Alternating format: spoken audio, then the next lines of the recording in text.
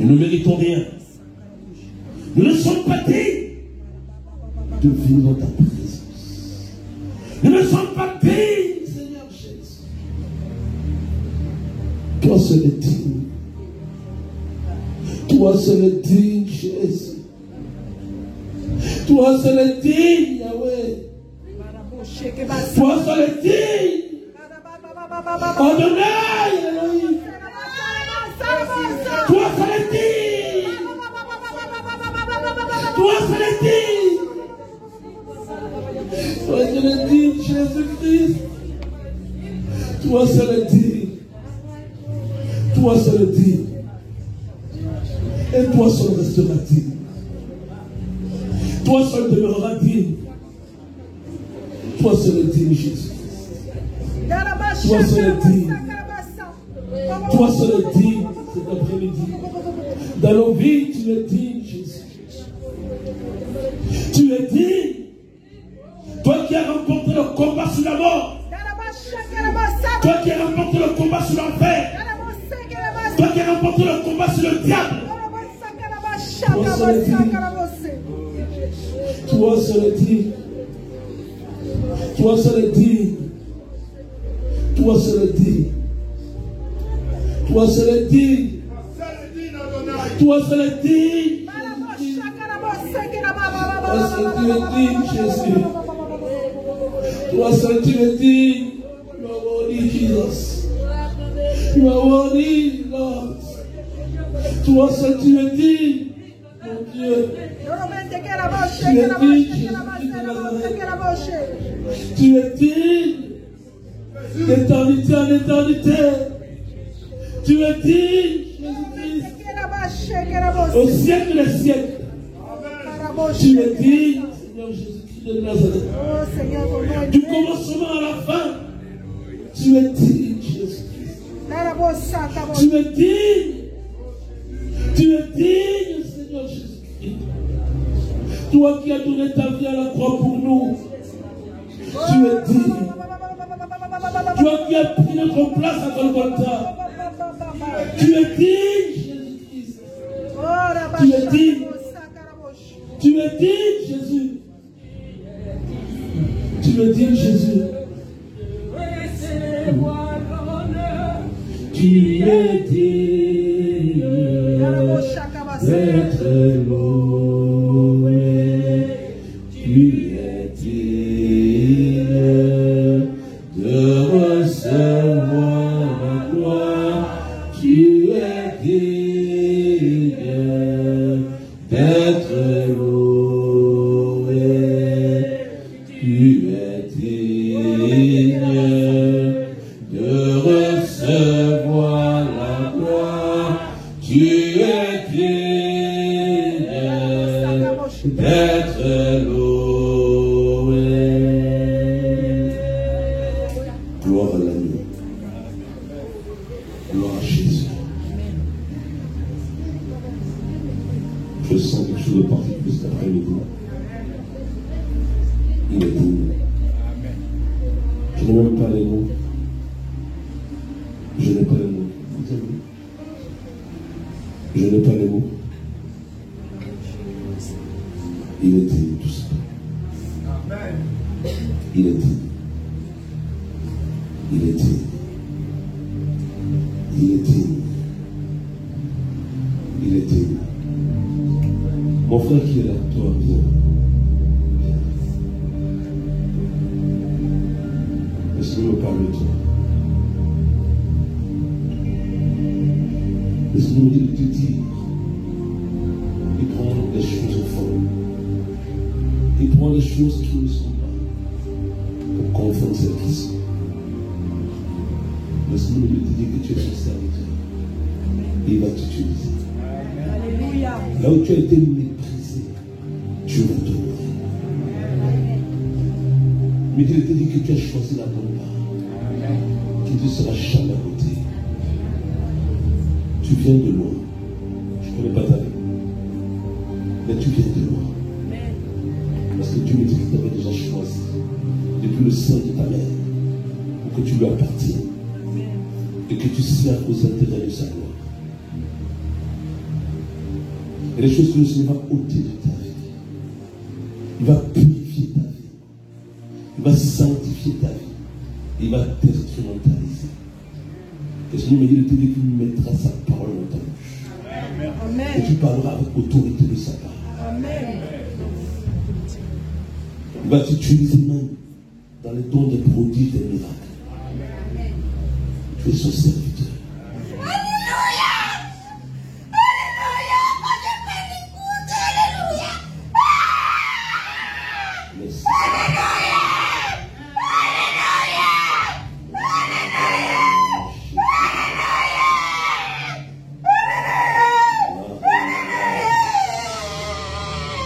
Merci de ta présence.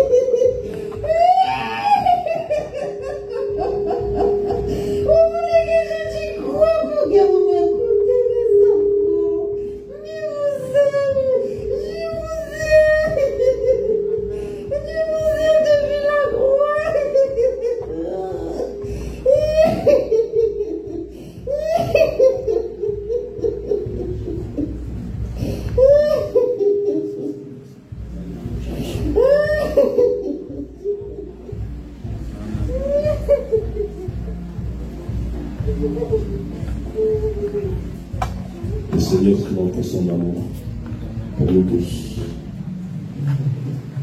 Le Seigneur se disait l'écouter. C'est lui qui nous parle. Je ne sais pas s'il y en a qui m'ont vu monter là, je ne sais pas qu'ils ont pensé dans leur cœur. Je parle de la part du Seigneur, je ne parle pas de ma propre autorité. Et Dieu confirme toujours. Voilà. Le Seigneur, c'est pourquoi ce qu'il a dit. Moi, je ne connais pas le cœur, mais Dieu connaît le cœur. Maramazala Cantelibos. Jesus. Quand elle était en train de parler, je sentais vraiment aussi la souffrance de Dieu, parce que souvent, nous doutons de Dieu, ça fait mal au cœur de Dieu. Quand nous n'avons pas confiance en ce que Dieu nous dit, ça fait mal au cœur de Dieu. Tous ici, nous sommes parents. Si vous faites des promesses à vos enfants, vous parlez à vos enfants et que vous voyez que vous êtes sérieux, mais que vos enfants ne croient pas en vous, forcément, ça va vous attrister. Mais c'est pareil pour Dieu. Dieu voudrait que tu nous fasses confiance cet après-midi. Parce que c'est par la confiance que tu mets en ce qu'il te dit que tu réussiras. C'est par la confiance que tu mets en cette promesse que tu avanceras, que tu aboutiras. C'est par la confiance. Vous savez, ce matin, j'étais en train de prier. J'ai rentré chez moi parce que j'ai dormi chez un ami. Il y a un monsieur qui m'a barré la route. s'est mis en face d'un petit monsieur. Et quand il m'a barré la route, j'ai dit, mais je suis sorti. Mon ami, tu vois que je suis 2 fois plus grand que toi, tu vas te calmer. Et c'est quand il m'a vu sortir de la voiture, quand il a pris un peu peur. Après, finalement, la chasse s'est arrangée. Je suis rentré. Je demandais pardon à Dieu, j'ai commencé à pleurer. J'étais en prière, je ne sais pas. Mon cœur a crié à Dieu. Mon cœur a parlé à Dieu. Je ne sais pas si j'ai déjà été aussi sincère dans ma prière avec le Seigneur. Mais je n'étais plus que sincère parce que le Seigneur est venu et m'a dit, ta prière est tellement sincère qu'elle est montée devant mon trône. Et je pleurais, je disais au Seigneur, Seigneur, je ne te demande pas l'argent. Je ne te demande pas des maisons. Je ne te demande pas des voitures. Je ne te demande rien de tout ça. Tout ce que je te demande, Seigneur Jésus, c'est être avec toi. C'est te connaître. C'est hériter ton ciel. C'est pouvoir un jour me retrouver éternellement avec toi. Tout ce que je te demande, c'est ça, Seigneur Jésus. Peu m'importe les biens de ce monde, Seigneur. Tout ce que je veux, c'est toi, Jésus-Christ. Et je pleurais parce que je me disais, Seigneur, quand je regarde ma vie, sans toi, ma vie n'a pas de sens. C'est toi qui as donné sens à ma vie. Et là, je réalisais, je disais, Seigneur, si en une seule seconde, tu retires ta présence de moi, qui suis-je? Satan me dévient mon esprit. Et là, je demandais pardon à Dieu pour l'orgueil. Parce que parfois, on ne réalise pas combien, en tant qu'homme, on peut être tellement orgueilleux. Là, je réalisais encore une fois de plus, Seigneur, si tu t'écartes un seul instant de ma vie, qu'est-ce que je fais? Qu'est-ce que je deviens? Et là, je réalisais au plus profond de mon être que Seigneur, tu es la personne la plus centrale de ma vie. Et il fallait qu'en tant qu'enfant de Dieu, qu'on ait cette conviction que Jésus-Christ est la personne ou soit la personne la plus centrale de ta vie. La pierre angulaire, comme on a dit de lui. Et là, je réalisais, imaginez-vous un peu, tous ceux qui sont là, que le Seigneur te laisse une seconde, je parle de une seconde, même une dièse, il enlève sa protection de toi, il enlève sa présence de toi, il enlève son amour de toi. J'en connais un là, il va nous finir. Il va nous finir celui-là. Il dit, hey, ton Dieu t'a laissé une seconde. Il dit non. Mais il m'a fait de toi ta fête. Et c'est là que je réalise, enfant de Dieu. Dieu nous a créés pour que nous puissions dépendre de lui. La force des hommes, c'est de dépendre de Dieu. La force de l'Église, c'est de dépendre de Dieu. L'humanité est aussi malheureuse parce que l'homme a voulu s'affranchir de Dieu.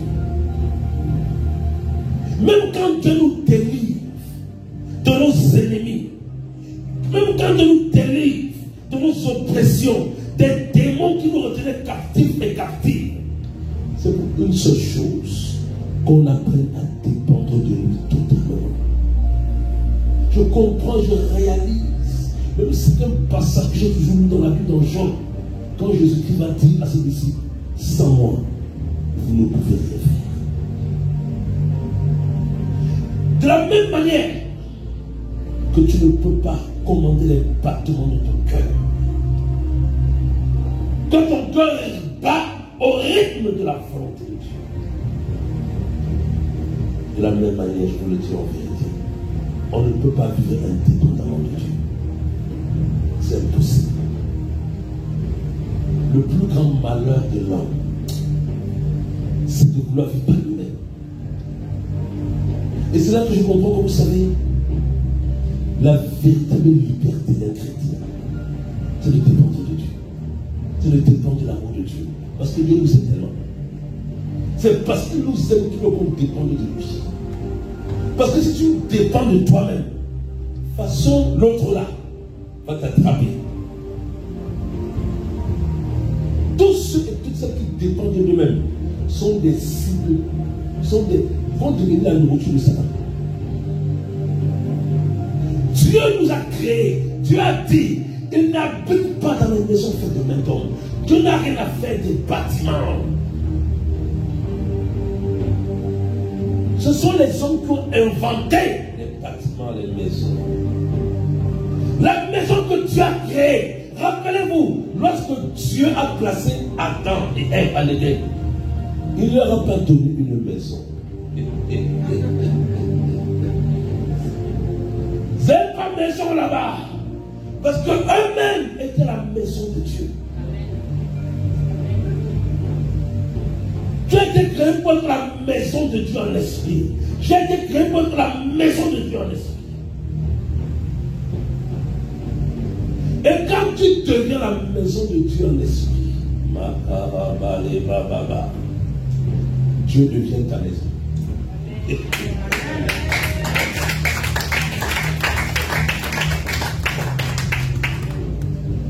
Les gens courent après les maisons physiques.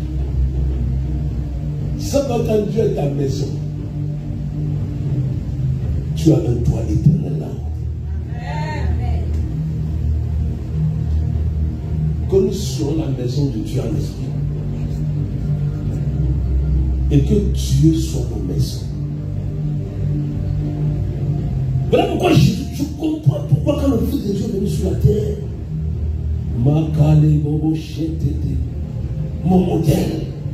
J'ai dit au Seigneur, Seigneur, tout ce que je te demande, Jésus, je veux te ressembler. Brise encore mon orgueil, Jésus. Tu as encore montré des choses dans ma vie, Seigneur. Brise ça, je veux te ressembler. Je veux que lorsqu'on me titille, Seigneur, que j'apprenne à ne pas répondre. Que j'apprenne à supporter l'humiliation, l'injustice, pour te laisser me justifier.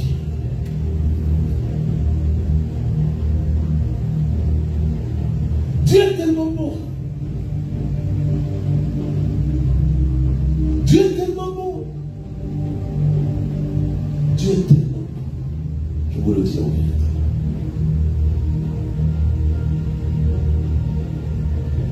Et ce que le Seigneur me met à cœur de parler ce soir, je ne le dis pas très longtemps. Toujours il m'a dit, seulement on ne peut pas me connaître. Je vous le dis en vérité, connaissons notre Dieu. Connaissons Dieu. Moi-même, j'apprends encore à le connaître. J'ai un ami qui a tellement rigolé hier de moi parce que hier, j'ai eu un échange avec un homme de Dieu. Et l'ami, il a été là. Et le Dieu m'a dit des choses, je n'étais pas d'accord. Moi, j'ai riposté. Il était content, papa, il ne donne pas. Et là, le Seigneur me dit après, tu vois ça, Armand, c'est de l'orgueil. Pourquoi quand il te parle, parce que tu n'es pas d'accord, tu lui écoutes frontalement. Pourquoi tu n'acceptes pas recevoir ce qu'on dit calmement et après, ça c'est de l'orgueil. Et là, j'ai dit à l'ami là que quand tu penses que tu es arrivé avec Dieu, Dieu va susciter des situations pour te montrer comment petit. Tu as encore besoin de prison. Ah, Dieu! Avec tu ne penses pas que tu es déjà arrivé quelque part. Quand tu penses que tu es arrivé là, même quand il dit que celui qui est seul s'en devient encore, Dieu crée une petite situation pour te dire, regarde encore ce qu'il y a dans ta vie là. Travaille encore. Dieu le fait pourquoi? Pour nous garder dans l'humilité. Parce que si Dieu ne fait pas ça, tu vas penser que tu es déjà parvenu. Tant qu'on est dans ce corps de chair, je vous le dis en vérité, ne pensons pas que tout est gagné. Tant qu'on est dans ce corps de chair, il faudra toujours que nos pieds là soient lavés. Et donc on va toujours te reprendre. Parce que pourquoi? Je vous ai dit la fois dernière que les pieds c'est quoi? C'est l'image de la marche. Jésus a dit dans le livre de Jean 13 aux disciples, vous êtes déjà plus. Vous n'êtes plus. Il a dit à Pierre, Pierre, j'ai seulement besoin de te laver les pieds. Parce que les pieds sont liés à quoi? À la terre, au sol. Et quand tu marches très souvent, ce sont les pieds qui prennent la saleté. Puisqu'à l'époque, au Moyen-Orient, ils marchaient par des chaussures fermées, ils marchaient avec des chaussures ouvertes. Donc les pieds prenaient la poussière. Qu'est-ce que cela veut dire? Et tant que nous sommes dans ce corps de chair, il y aura toujours des choses que Dieu travaillera dans nos vies. Il ne faut pas qu'on pense qu'on est parvenu. C'est quand on sera dans le corps glorieux que là ce sera autre chose. Mais tant qu'on est dans ce corps de chair, il ne faut pas que l'on pense que l'on soit parvenu, et moi en premier. Parce que ce corps que vous voyez là, c'est un corps corruptible. Vous voyez que c'est un corps qui est enclin à la corruption. Alors que quand on sera dans le corps glorieux, on ne pourra plus être tenté. Quand nous allons revêtir le corps glorieux, on ne pourra plus être tenté. Dieu, Jésus-Christ, dans sa divinité, Satan n'avait aucune possibilité de le tenter. Mais quand le Seigneur Jésus-Christ a revêtu notre humanité, Satan est venu le tenter parce qu'il était fait d'un corps de chair et de sang.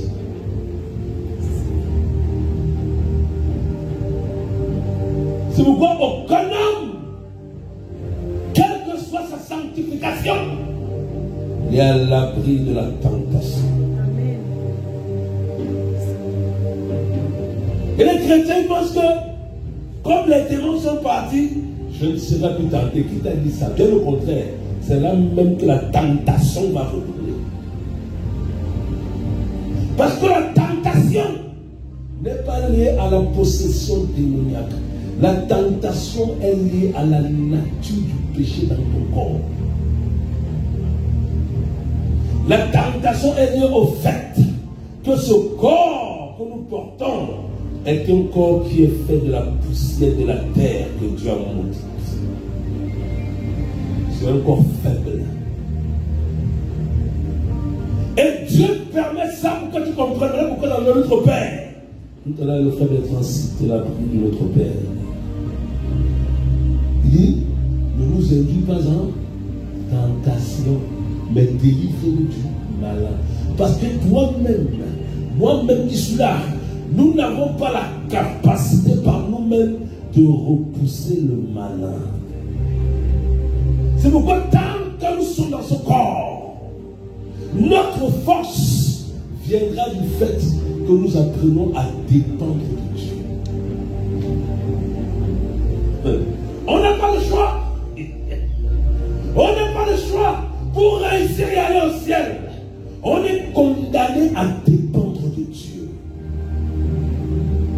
On est condamné à dépendre du Saint-Esprit. Sinon, pas de salut.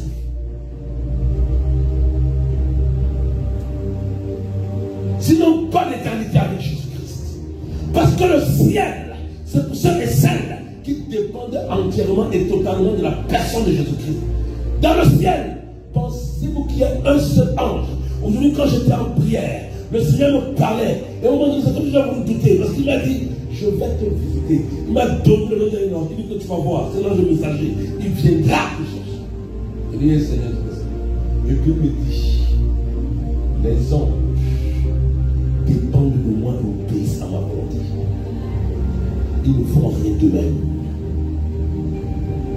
Nous aussi les hommes. Jésus a dit, je ne fais rien de moi-même, je ne fais que ce que je dois faire au Père. Voilà la dimension dans laquelle Dieu nous a mené l'Église. Parce que quand on arrive à cette dimension-là, le jour où tu vas te tenir devant Satan, tu vas avoir par question.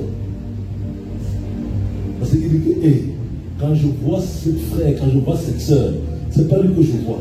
Cette personne est tellement dépendante de Dieu dans sa vie que quand je la vois, c'est Jésus-Christ que je vois. C'est à cette dimension-là que le Saint-Esprit nous porte. Mais pour nous y amener, nous allons connaître le chemin du brisement. Je vous dis une chose. Tous qui sont ici, dès l'instant que nous avons cru en Jésus, que son esprit nous a délivrés, nous avons par son esprit, Matthieu 12, 28, Jésus-Christ va dire, si c'est par l'esprit de Dieu que je chasse les démons, alors le royaume de Dieu est venu vers vous. Et il va dire dans le livre de Marc 7, 17, voici les miracles qui accompagneront ceux qui auront cru. Il n'a pas dit voici les miracles qui accompagneront les pasteurs, les évangélistes, les docteurs. Voici les miracles qui sont la part, qui sont l'héritage de tout croyant. En mon nom, ils chasseront les démons. C'est l'héritage des enfants de Dieu. En fait, Dieu a fait ça pour humilier le pauvre diable là. Le pauvre diable là. Même mon enfant qui est né hier là, il va te chasser. Pour te montrer que tu n'es rien certainement ton frère. Donc chaque enfant de Dieu, véritablement né de nouveau, investi du Saint-Esprit de Dieu et authentiquement délivré, ça ne dépend pas d'une question d'année de vie chrétienne. Il a l'autorité et le pouvoir de chasser le diable. Il a le pouvoir sur les démons. Mais attention, Jésus-Christ va dire dans le livre de Luc 9, dans Luc 10, 19, parce que les disciples sont arrivés avec un enthousiasme. Oh Seigneur, oh, il n'avait jamais vu ce miracle avant. Vous vous rendez compte? C'est extraordinaire. Tu arrives, j'étais à l'île Maurice, il y a une femme qui est venue avec un esprit de suicide. Elle voulait se donner la mort. Et puis elle a dit au nom de Jésus. Il voit le démon. Il voit le démon qui la quitte. Elle a dit à sa camarade, elle a dit, il y a un monsieur là qui est venu là. Et lui là, sa camarade aussi avait des démons suicidaires. Et lui là, quand il prie au nom de Jésus, ça marche. Mais Jésus m'a dit, ne vous réjouissez pas de ça. Ne vous réjouissez pas de ce que les démons vous soient soumis. Parce que les disciples sont venus avec un enthousiasme. Ils n'avaient jamais vu ça. C'était du miraculeux, c'était du merveilleux, c'était du surnaturel. Hey Seigneur, mais Seigneur, tu as vu ça? Quand on a invoqué ton nom là-bas, hey Seigneur, mais les possédants commencent à crier, les démons commencent à chercher la route. Ah, Jésus va les tempérer, les enfants. Sortez de cet enthousiasme charnel. C'est pas ça la vie éternelle. La vie éternelle, c'est pas que je chasse les démons. La vie éternelle, c'est pas que je guéris les malades. C'est pas ça la vie éternelle. Ça fait partie des grâces que Dieu a données à l'église pour toucher le monde et démontrer sa puissance. Mais c'est pas ça la vie éternelle. Il dit, or la vie éternelle, c'est qu'ils te connaissent, toi le seul vrai Dieu, et celui que tu as envoyé, Jésus-Christ. C'est pourquoi Jésus va leur dire, réjouissez-vous. Ne vous réjouissez pas de ce que les démons soient soumis. Réjouissez-vous de ce que votre nom est inscrit dans le livre de la vie. Et ne réjouissez-vous de la vie éternelle. Pas d'autre chose. Même pas de l'onction. Parce que l'onction sans l'obéissance ne te sauvera nulle part. Mais cette vie éternelle, je reviens dessus, Jean 17, verset 3. Makalibos, Kindiligos. Jean 17, verset 3. Marabash.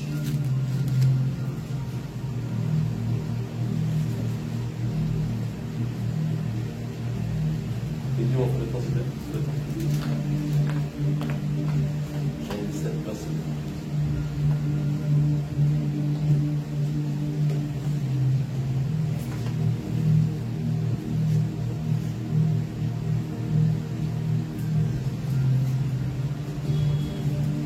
Connaissant la parole de Dieu.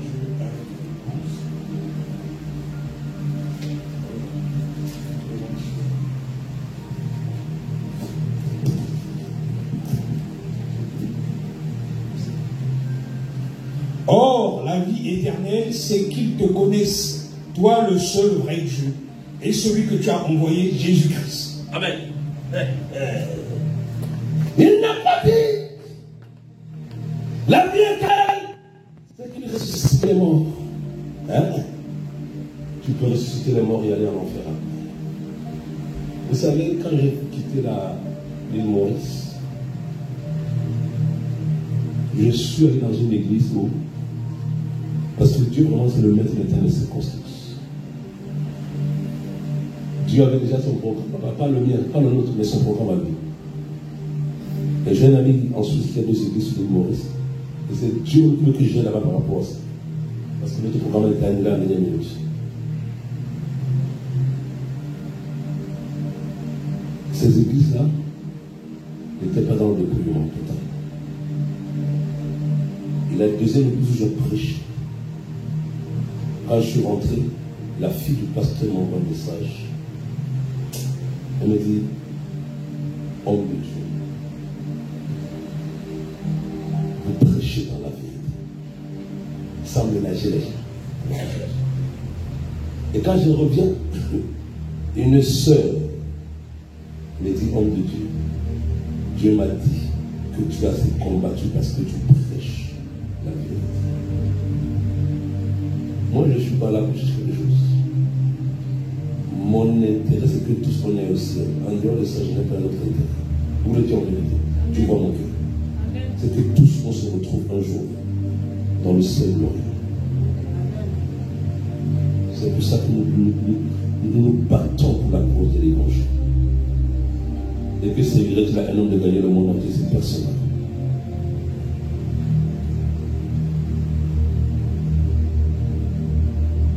La vie éternelle. Si le Saint-Esprit nous révèle, combien de chrétiens vont au ciel par an, nous allons crier. Je mets même les chrétiens du dépouillement de l'extérieur. Parce qu'on n'a pas dit que... Vous savez, quand on parle de la sanctification, tout à l'heure le nom de Dieu en parlait. Quand le Saint-Esprit nous amène dans ce qu'on appelle les profondeurs de la sanctification, vous comprenez que le dépouillement de l'homme extérieur, ça veut dire du corps là, c'est ce qu'on appelle les B.A.P.A. de la sanctification. Le dépouillement là, vous voyez là, c'est juste le commencement de la sanctification.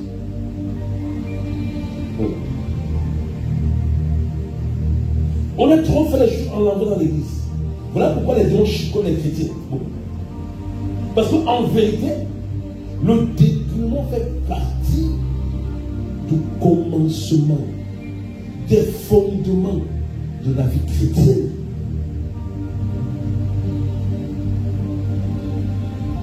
Les apôtres, écoutez bien, Pierre, Paul, Jean, Jacques, vous pensez qu'ils vivaient l'évangile parce qu'ils avaient peur d'aller en enfer? Paul prêchait l'évangile parce qu'il avait peur d'aller en enfer? Mais non. C'était des gens qui avaient saisi Christ. Il était placé, il faut qu'on se debout pour aller en enfer. Dieu, pour barater le ciel. Dieu fait certaines choses à cause de notre immaturité spirituelle. Mais ces hommes avaient saisi Christ.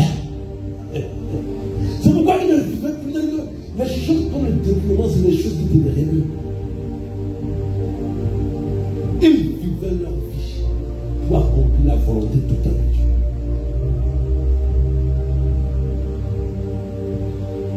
Paul ne vivait pas, Paul n'a pas accompli son unité parce qu'il avait peur d'aller en enfer. À jamais de la vie. C'est nous les chrétiens de la dernière génération, on est tellement devenus des bébés spirituels que pour nous sauver, Dieu doit nous montrer l'enfer par rapport à certaines choses. Est-ce que Jésus-Christ a obéi au Père parce qu'il a peur de l'enfer? Jésus-Christ a obéi au Père par amour. Mais les chrétiens de la dernière génération, là, si Jésus dit maintenant, mes enfants, l'enfer est fermé. On voit les chrétiens. Si Jésus dit l'enfer est fermé, c'est là que vous allez voir les chrétiens. L'enfer est fermé. Demain, on va voir. Demain, on va les pantalons, les parfums.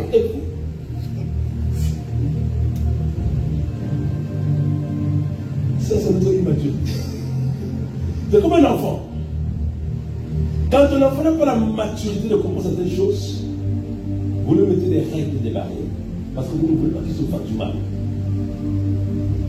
Par rapport à notre immaturité de Dieu.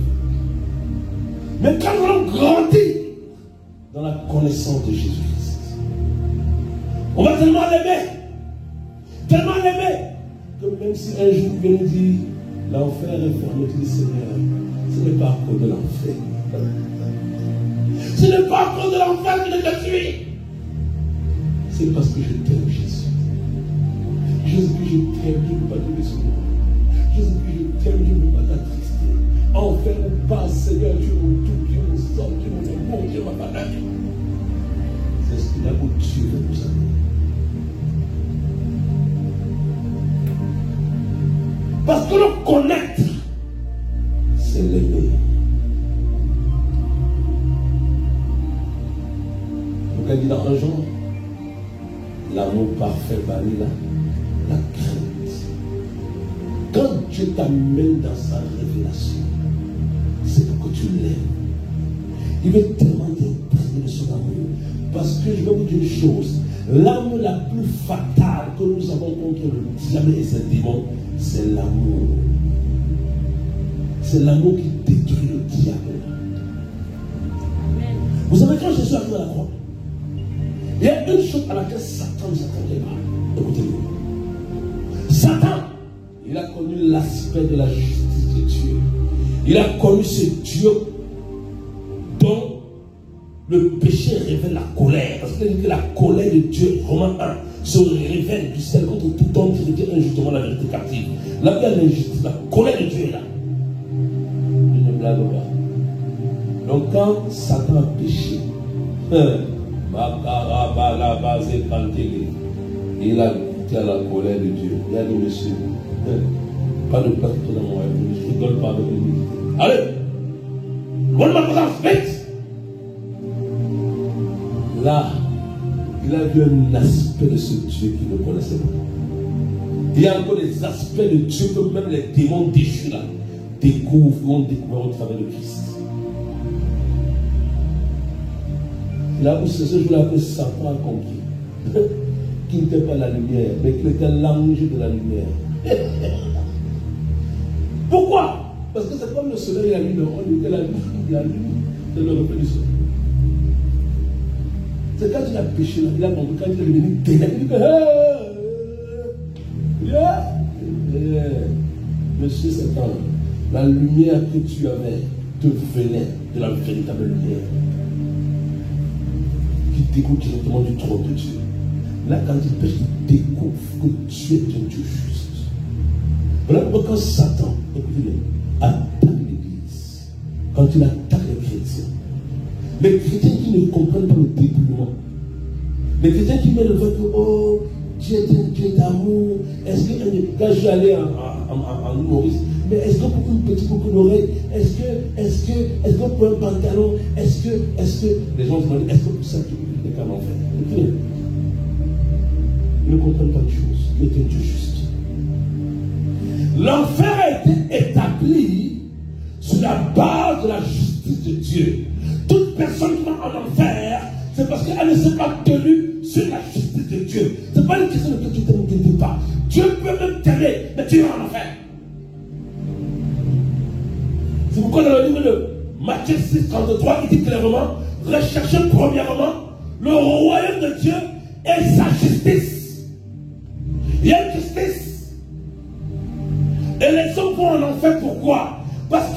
recherches la justice de Dieu. Je ne comprends pas. Que quand Dieu parle des rouges à lèvres, c'est une question de justice. Quand il parle des faux cheveux, c'est une question de justice. Quand il parle des hauts talons, c'est une question de justice. Quand il parle des pantalons, c'est une question de justice. Parce que tout ce qu'il y a à Satan est injuste. C'est pourquoi le jour où les gens vont mourir, comme des chrétiens. Il y a un frère un jour qui a prié à la mission à Abidjan. Dieu l'avait raflé au ciel. Il m'a dit, mon frère, quand je suis arrivé au ciel, quand j'ai vu les portes de la craie du ciel, c'était écrit sur les portes du ciel, sainteté et justice. Sainteté et justice. Les gens ne savent pas ce que Dieu condamne. Tout ce que Dieu condamne, c'est parce que c'est inique, c'est injuste. Et si tu mets ce qui est injuste sur toi, toi-même tu deviens injuste. C'est pourquoi le jour où tu meurs, Satan va t'accuser. Parce que Satan sait que Dieu en aura l'injustice. Et que l'injustice, là, c'est lui-même le diable. Et pourquoi les chrétiens vont dire, c'est pas une question de Dieu. Quand tu meurs, si tu es dans la justice de Dieu, les anges de la justice viennent te chercher. Quand tu meurs, tu ne peux pas être dans la justice de Dieu. Les anges de la justice, les démons, tu as ce qui leur appartient. Tu as sur toi l'injustice. C'est pourquoi il m'a dit quoi aux faux ouvriers? Ouvriers d'iniquité, ouvriers de l'injustice. Vous ne pouvez pas entrer dans mon royaume. C'est une question de justice ou d'injustice. Il est juste. Oh. Alors là, Karabazeke, Dieu est juste. Lorsque Jésus vient mourir à la croix, ce n'est pas seulement une affaire d'amour, c'est aussi une affaire de justice. Il vient accomplir la justice de Dieu en prenant sur lui la colère de Dieu. Beaucoup de gens ne savent pas qu'avoir par exemple une boucle d'oreille, ça attire sur la colère de Dieu. Parce que ce n'est pas juste. Dieu va créer le corps pour que le corps soit percé. Ce n'est pas juste. Et c'est sur ça que Satan va t'accuser à ta mort. Il va venir. Ne vous faites pas. Mais ce monsieur est dangereux. Ce monsieur qu'on a, j'aime pas ce monsieur-là. Parce qu'ils ont dit une chose. Lui, nous on disait à l'endroit, lui et ses agents-là, ils utilisent la Bible en l'envers. Pour nous accuser. Satan se tient sur la Bible pour accuser les chrétiens et les envoyer en enfer qui ne se répandent pas. Le jour-là, il dira aux chrétiens, mais ton Dieu n'a pas écrit dans ta parole que et tu ne feras pas d'incision sur le corps. Ça c'est quoi? Il dira incision. Tu as coupé le corps de Dieu. Tu peux remplacer ce que tu as enlevé là. Tu ne t'es pas repenti de ça. Il dit, tu vois là, ton Dieu est juste. Non seulement tu as coupé son corps, mais quand tu t'as donné l'occasion de te repentir, tu n'as pas voulu. Satan te dira, tu appartiens à mon royaume, pas à son royaume.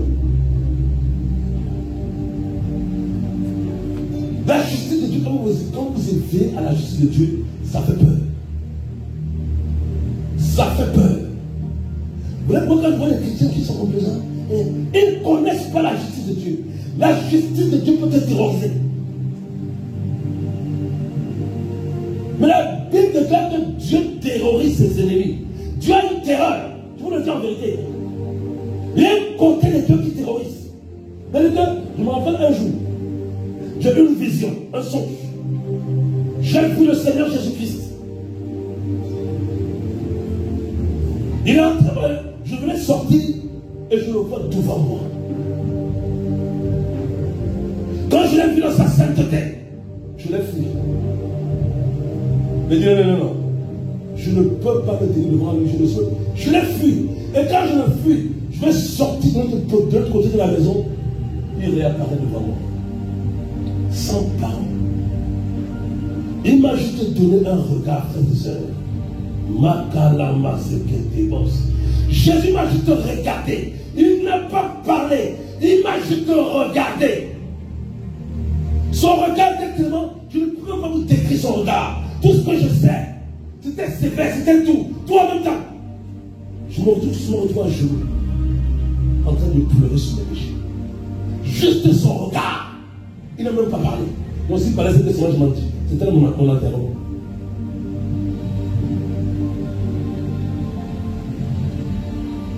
Jésus-Christ. Quand Jean l'a vu dans l'Apocalypse, Jean quand il était dans son humanité, Jean s'est pied sur son épaule. Quand Jean l'a vu dans sa divinité, il est tombé à terre. Jésus-Christ que nous adorons aujourd'hui là, c'est plus le Jésus des évangiles de son humanité. Les évangiles nous parlent de lui pour nous expliquer ce qu'il a accompli pour nous. Mais le Jésus-Christ que nous adorons aujourd'hui, c'est Dieu dans sa divinité, c'est Jésus-Christ dans sa divinité. Celui qui est le juge des vivants et des morts. Juge, justice.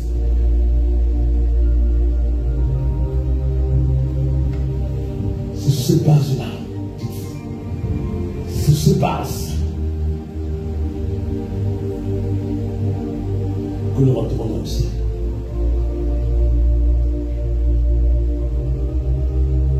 En niveau de l'esprit, m'a donné une révélation. Mais je ne comprends pas le monde spirituel, je vous le dis aujourd'hui. Le Seigneur m'a fait comprendre une chose. Tout ce que vous avez sur la terre, ça vient d'où? Ça vient de l'eau. Ça vient de l'eau. Parce que dans le livre de Dieu, Pierre a dit, la terre a été formée au moyen de quoi? Au moyen de l'eau. La terre, vous voyez, Dieu l'a tirée de l'eau.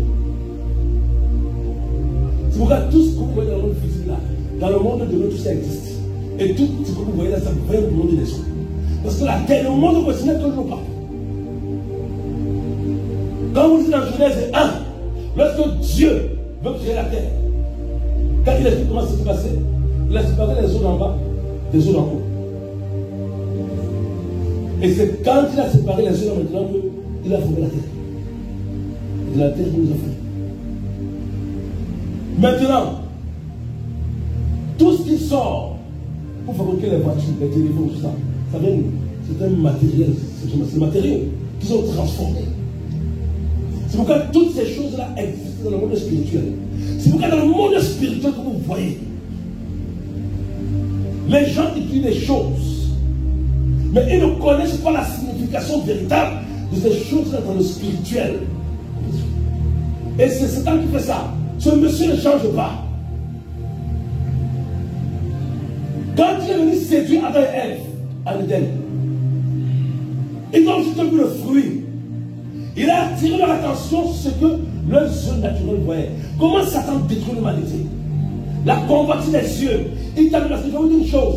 Satan ne va jamais te séduire parce qu'il te dégoûte.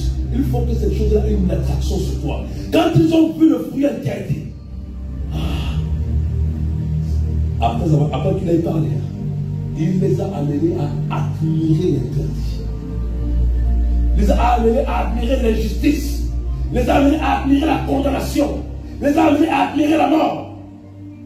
Parce qu'eux, ils regardaient les choses avec les yeux naturels. C'est là où on les a eus.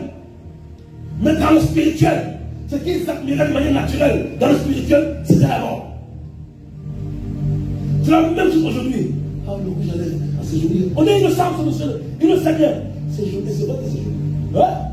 C'est vrai qu'à tes yeux, c'est attirant. C'est attirant, c'est la vérité. Le gars dit un jour rouge à lèvres a créé un grand problème. Parce qu'il y a un monsieur, il est parti, sa secrétaire avec le rouge à lèvres. Quand il est retourné à la maison, au moment de faire le bisou à sa femme, elle voit un rouge à lèvres. Elle a giflé le monsieur.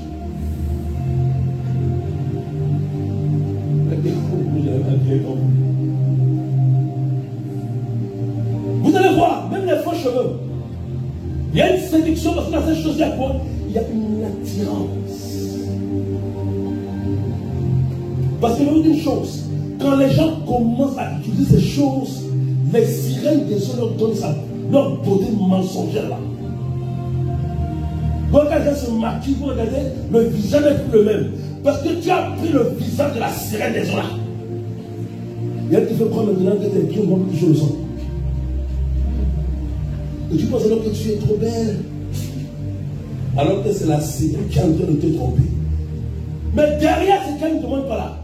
Il y a la mort. Il dit, ah, c'est maquillage, j'ai pris. C'est simple, hein? C'est du mascara, c'est simple, hein? C'est pas simple. C'est justement, voilà pourquoi je vous dis une chose. Méfiez-vous de tout ce qui attire. Le Seigneur a dit dans Jean 17, dans Luc, c'est ce que je veux dire. Le royaume de Dieu ne vient pas de manière à frapper les regards. Il est écrit de la personne de Jésus-Christ.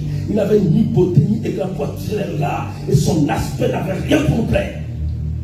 Des chrétiens qui cherchent à plaire. Tu dois avoir un aspect plaisant. Quand tu vas marcher sur la route, oh mon frère tu es beau, oh ma soeur tu es belle. Tu vas bien sur l'air. Tant que je vais dans le ciel. Gloire à Dieu.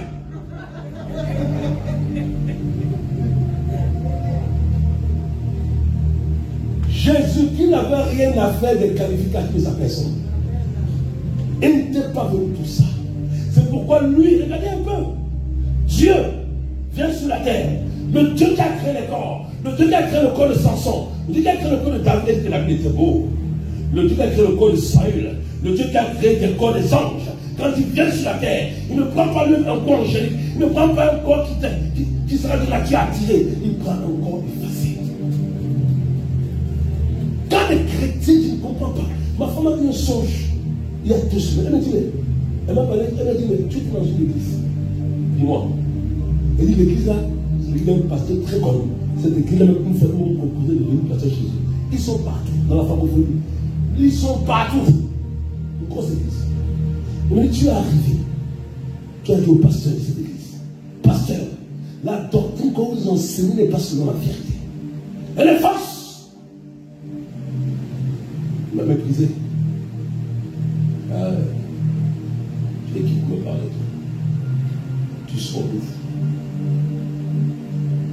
Un pasteur renommé qui a des églises partout. Un petit homme comme toi, tu me diras comment. Et quand je le reprenais, le songe que ma femme me dit, elle me dit, le pasteur ne t'a pas écouté, mais Dieu a fait que certains de ses fidèles ont commencé à écouter ce que tu disais. Et à réaliser tellement qu'ils étaient dans l'erreur. Je ne comprends pas.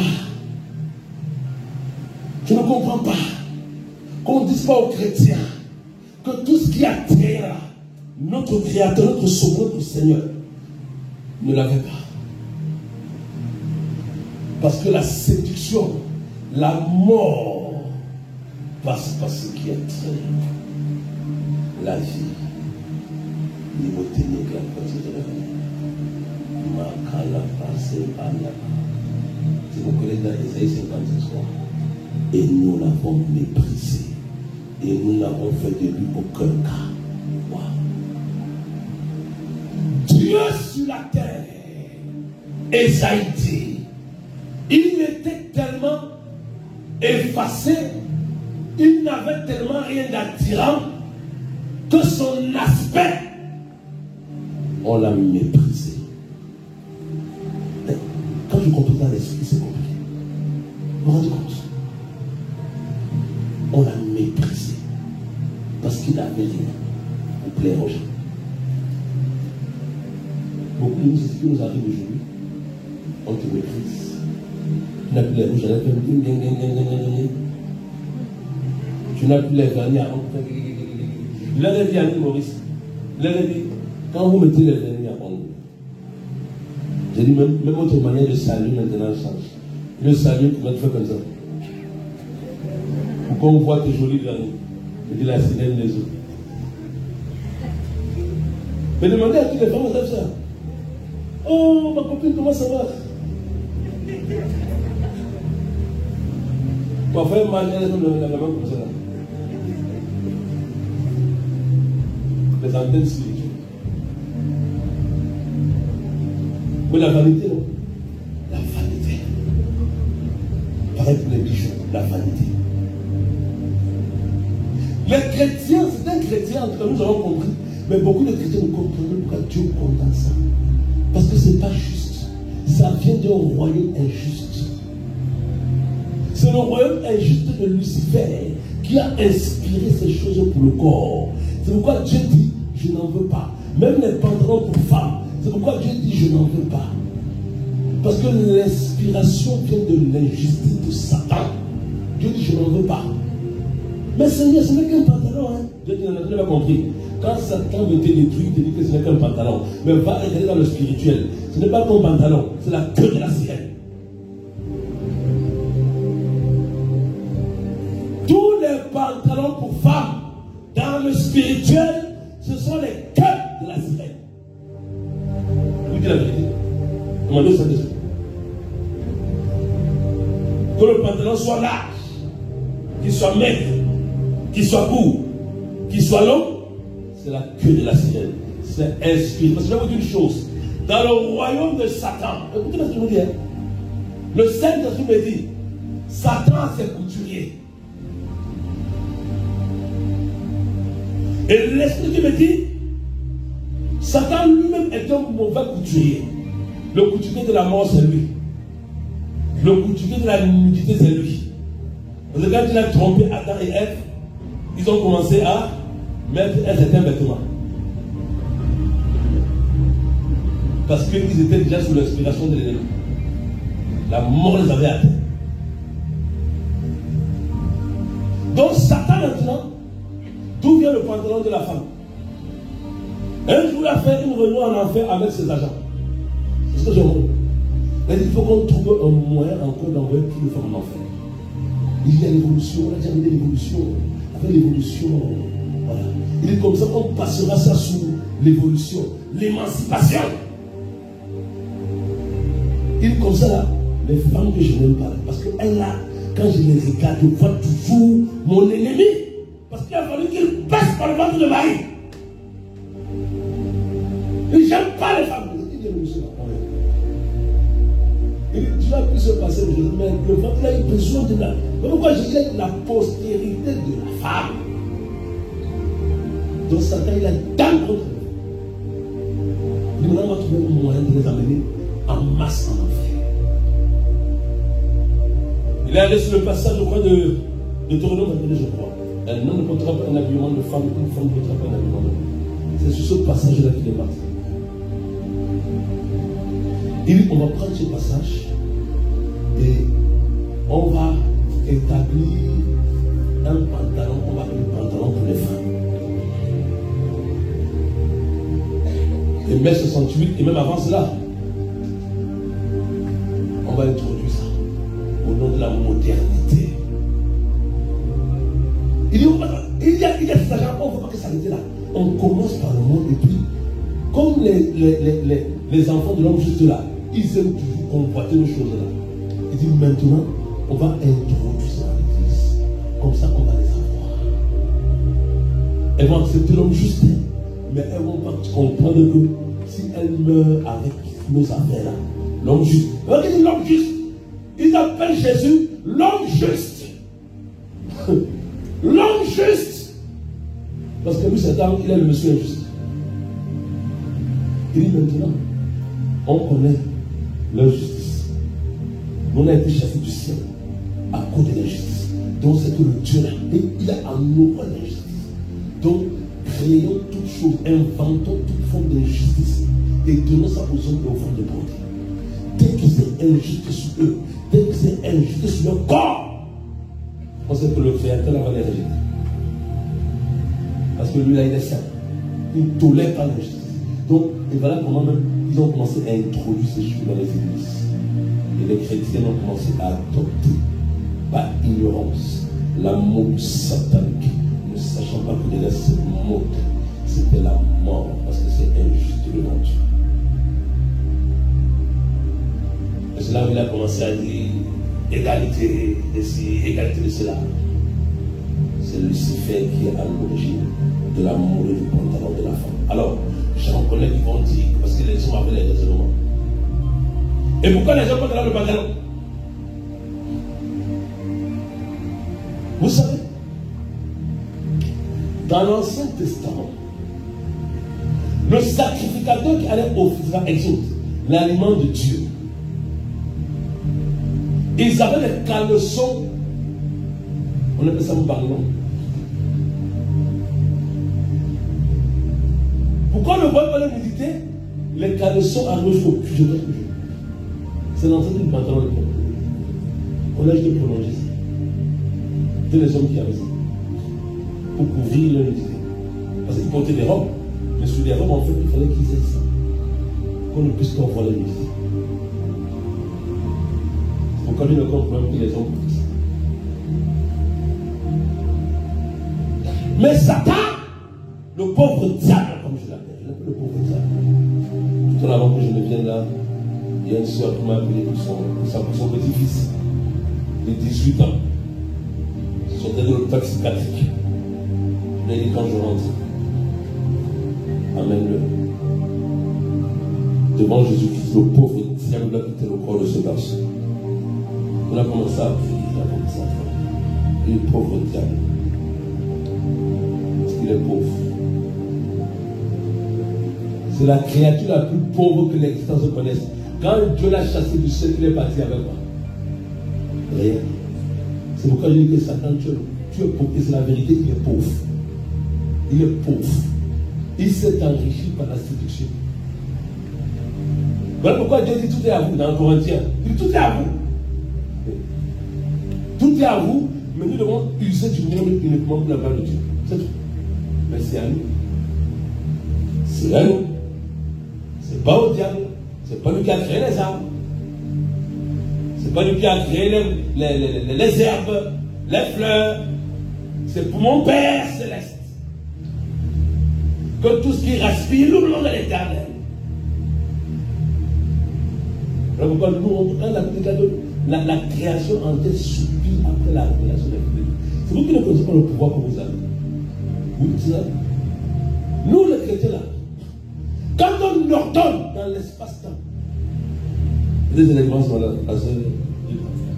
on a décrété, tu sors de l'hôpital. Le psychiatre qui était là, le démon qui le conduisait, il a dit, hey, il y a quelqu'un là-bas qui a décrété au nom de l'homme juste.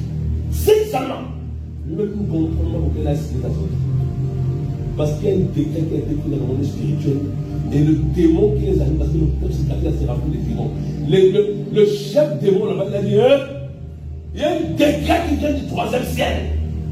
Qu'on le veuille ou pas. Parce que lorsque Jésus prend un décret, c'est pas ça quand je demande ton avis. Tu exécutes.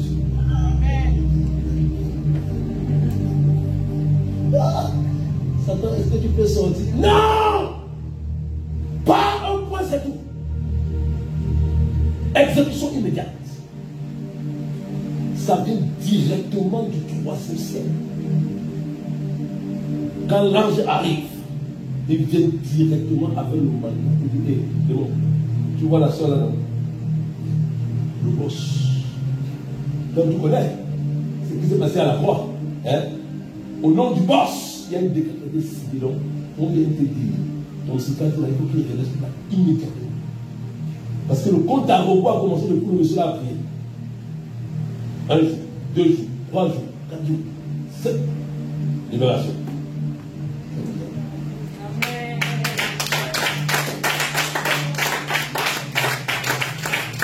Toi aussi, si tu prends des décrets, il a dit tout ce que vous voulez. Il est là, nous, enfants de Dieu, notre pouvoir.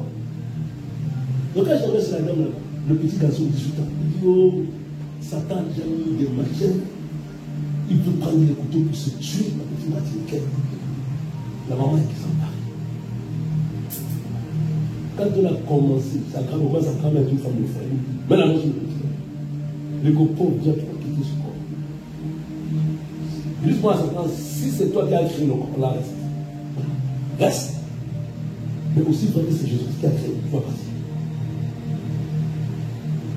On a commencé. La tremblement a commencé. À la fin, le pied s'est stabilisé. Il a dit, bon, maintenant c'est bon. Et c'est pas l'esprit.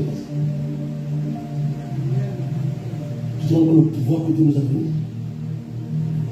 Toi et moi, le pouvoir qu'on a contre ce monsieur.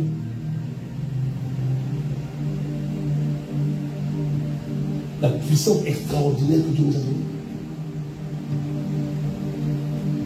Voilà pourquoi on dit l'église. Parce que vous avez une chose.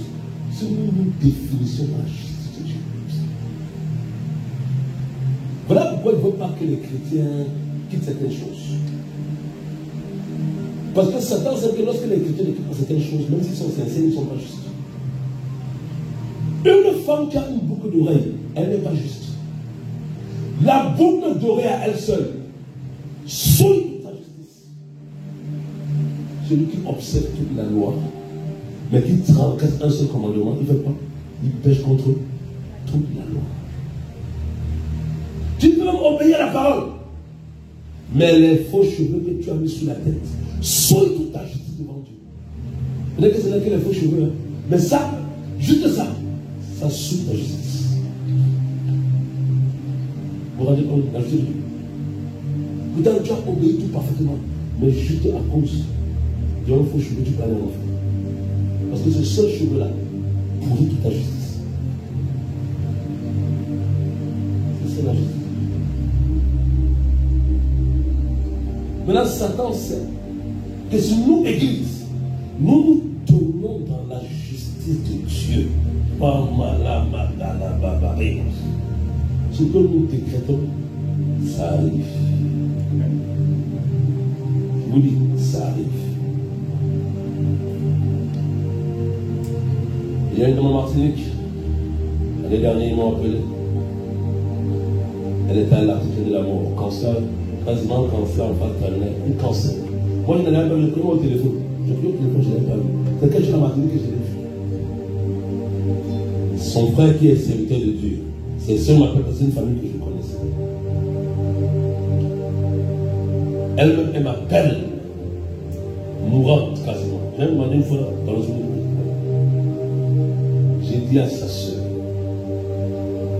au nom de Jésus-Christ de Nazareth, mort et ressuscité, elle ne meurt pas. C'est quand je l'ai imaginé que sa soeur m'a dit, comment elle lui dit, elle dit que les messieurs sont en train de parler parce qu'elle n'a pas vu la dame. Et quand je l'ai imaginé, j'ai vu ses photos. J'ai dit, et elle avait la chair pour nous, c'était la honte. Les cheveux étaient partis.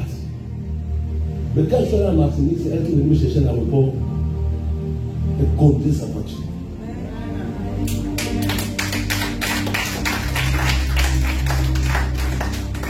Parce que le cancer était un démon. Et là-bas, à Golgotha, Jésus-Christ a solutionné le problème là. Donc devant Jésus-Christ, le cancer est. C'est la vérité. Même cancer en face terminale. Lazare était mort 4 jours, là, le tombeau. Cancer, c'est bon. Hein? Cancer encore du vie. 4 jours pour. Donc le diable sait que si nous sommes conformes à la justice de Dieu, nos paroles, quand on va décréter, ça s'exécute. Et on a décrété sur le mois de novembre. Il y a la servante de Dieu, son fils était perdu. Donc il allait à la police. Il dit que Seigneur, vous savez, quand il passe, ça t'amène les pensées. Il dit Seigneur, mais vraiment, si l'enfant là est mort, on va dire non. On va dire quoi à ta servante? Après le Seigneur me dit, mais toi aussi, vous avez décrété sur le mois d'août. Tu dis, qu'est-ce qui va lui arriver? Mais quoi, c'est toi?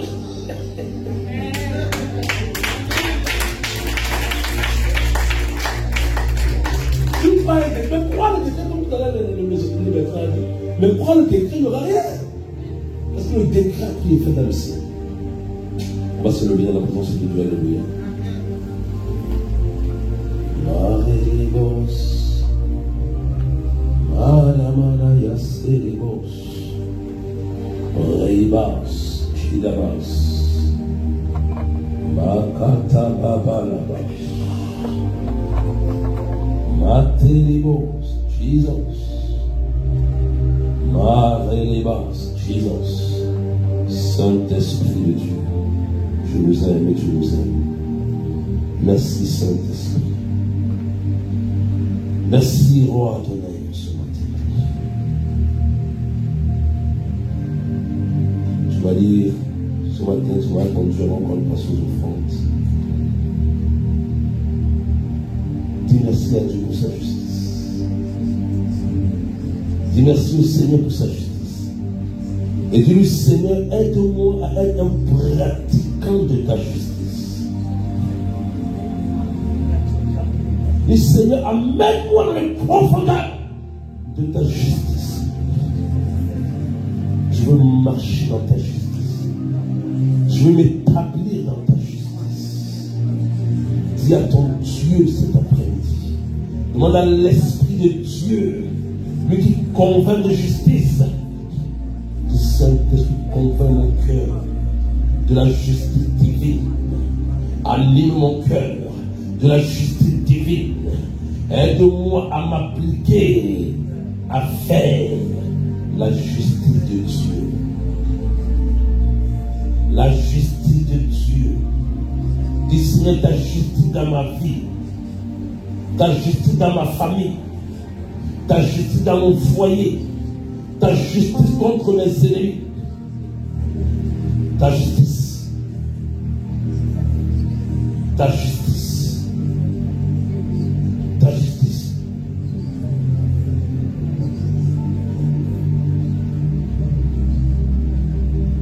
Dis ta justice. Cette justice qui a vaincu Satan. Dis Seigneur, que ma vie devienne un pilier de la justice. Que ma vie devienne un fondement de la justice. Que mon foyer devienne un fondement de la justice. Que ma famille devienne un fondement de ta justice. Seigneur, que ta justice s'applique à tous les niveaux de ma vie. Que ta justice s'applique à tous les niveaux de mon existence. Je veux marcher dans ta justice. Je veux m'établir dans ta justice.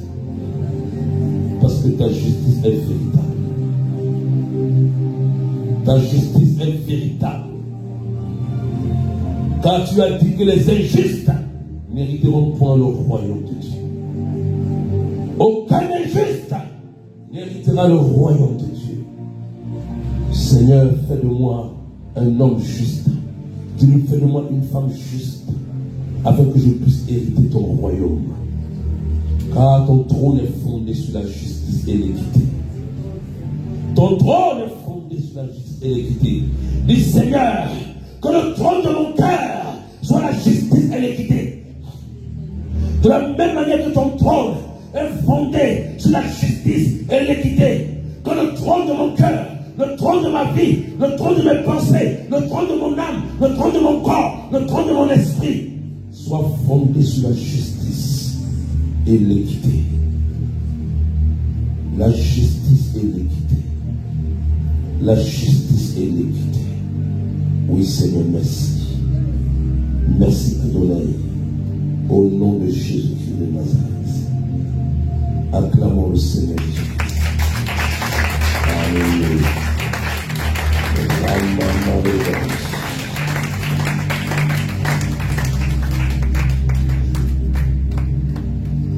Il y a quelque chose qu'on fait lui.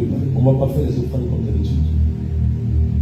On va rendre grâce à lui. Et après, Jésus, le Père, il a rendu grâce à nous. Voilà. Et après, on rend grâce. Si nous avons ça souvent dans les offrandes, levez vos offrandes, rendez grâce, bénissez vos offrandes avant et ensuite les mettez dans la corbeille. Et après, maintenant aussi, on peut serrer maintenant en la prière finale. Alléluia. Quand on offrande, on fait une prière avant, alléluia. Et pendant que la loi